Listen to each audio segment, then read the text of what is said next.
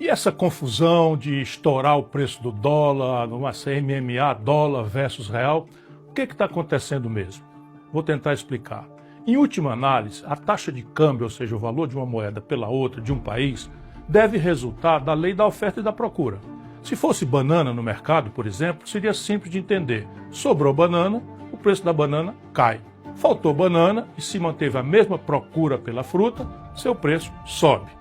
Como tudo nesse modelo econômico tosco que nos foi imposto, sem nenhuma discussão, muito menos nenhum rigor técnico, numa madrugada de janeiro de 1999, assim que a fraude garantiu a reeleição de Fernando Henrique Cardoso, e a fraude foi justamente na taxa de câmbio, o modelo de câmbio flutuante foi implantado no Brasil. E é baseado nessa lição trivial do liberalismo econômico clássico. Sobrou mercadoria, mantida constante a demanda, o seu preço cai. Faltou mercadoria, sempre com a demanda constante, o preço sobe. No Brasil, faltam dólares presentemente. Essa é a razão ancestral do pico de alta que fez o dólar valer mais de R$6. Como assim? Assimetria de informação. É como se chama a primeira distorção no mundo, mas especificamente entre nós, da tal lei do mercado. Nossa grande mídia é um veio de transmissão instantâneo do sistema financeiro cartelizado. Nas editorias é lúcida, é consciente a manipulação de todos os órgãos da grande imprensa da verdade, entre aspas, manipulada pelo baronato do rentismo. Nas redações é um misto de arrogante ignorância com o desejo de agradar os patrões. E assim todo o Brasil sabe que nós desfrutamos de um enorme, bote mais aspas aí, saldo de balança comercial. O que quereria dizer muito mais dólares entrando do que saindo do país. Pois é, só que a conta em dólares do Brasil com o estrangeiro tem muitas outras rubricas além da rubrica comercial e em quase todas as outras rubricas o nosso país está levando uma grande e pior, crescente surra. O resultado final nos últimos 12 meses é um rombo nas nossas contas com o estrangeiro de 2,23% do PIB. Só para que todos tenham uma ideia do desastre que Lula e o PT estão produzindo no Brasil, no ano passado, no mesmo período, tínhamos um saldo negativo de menos da metade do de hoje, no que se chama transações correntes, que é isso, tudo de dólar que a gente manda para fora e tudo de dólar que entra no país. No câmbio do momento em que lhe falo, R$ 6,20 por dólar, o rombo em dólares nas nossas contas externas é de 43 bilhões e 610 milhões de dólares nos últimos 12 meses. Mesmo da balança comercial, há uma deterioração consistente que pode ser vista pelos números de outubro de 24 versus outubro de 23. O saldo no passado, nesse mês de outubro, foi de 8 bilhões 589 milhões de dólares em 2023, contra 3 bilhões 441 milhões esse ano. Um terço praticamente. O nacional consumismo demagógico de Lula explica isso também. Basta a economia subir um tiquinho e as importações explodem. Essa é outra faceta da insustentabilidade do modelo. Ao invés de apostarmos na produção, uma aposta no consumo demagógico de curto prazo. Faltam dólares, não tem erro, o preço do dólar sobe.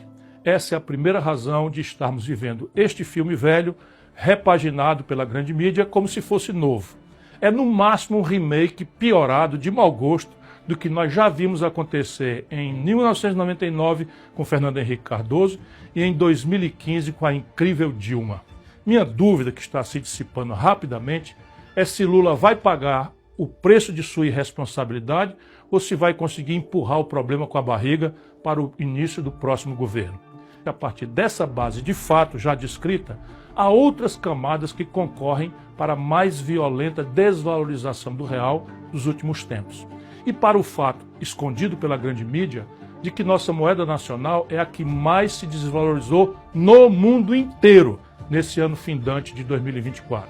Sim, o real foi a moeda que mais se desvalorizou em todo o mundo, eliminando completamente a mentira publicada de que a política monetária norte-americana estaria entre as causas da perda de valor em mais de um quarto de nossa moeda. Mais de um quarto.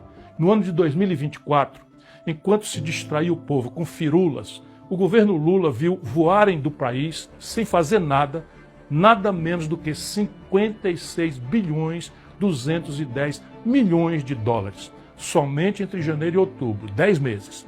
Esse é disparado o maior volume de fuga de capitais estrangeiros pela via financeira, desde que se mede essa estatística no longínquo ano de 1982. Ninguém quer ouvir, mas parte dessa fuga tem como causa a impunidade da enorme fraude das lojas americanas. Fraude essa que causou enormes prejuízos a muitos aplicadores, inclusive pequenos aplicadores, nos Estados Unidos principalmente. Como é que se explica para o estrangeiro que se promoveu uma fraude superior a 43 bilhões de reais e até hoje ninguém grande foi punido? Como fazer do Brasil um mercado interessante e minimamente seguro para investidores com esse enorme escândalo impune? Não é o único fato que desabona nosso pífio mercado de capitais, mas é muito representativo da picaretagem geral que domina nossas instituições. E, finalmente, a alegada questão fiscal. Sim, ela é um aspecto muito grave de nosso provável colapso econômico. Vamos aos números. Desde que essa engenhoca foi introduzida entre nós, naquela madrugada de 1999, nem um único ano, leiam os meus lábios, nem um único ano o superávit obtido foi suficiente para pagar sequer os juros da nossa dívida. Nesse ano de responsabilidade criminosa de Lula e sua banda, deixe eu renovar os números. Até novembro último, o Brasil contabilizou na dívida pública 869 bilhões e 300 milhões de reais, apenas no ano da graça de 2024. Isso equivale a monstruosos 7,49% do nosso PIB, que é um ano inteiro de produção de todo mundo no Brasil. E nos coloca sem rival como o país do mundo que mais paga juros.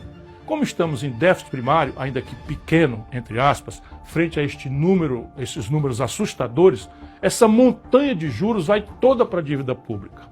Quando o Lula assume prometendo picanha e cerveja para todo mundo, a dívida tinha levado 500 anos para alcançar 7 trilhões de reais.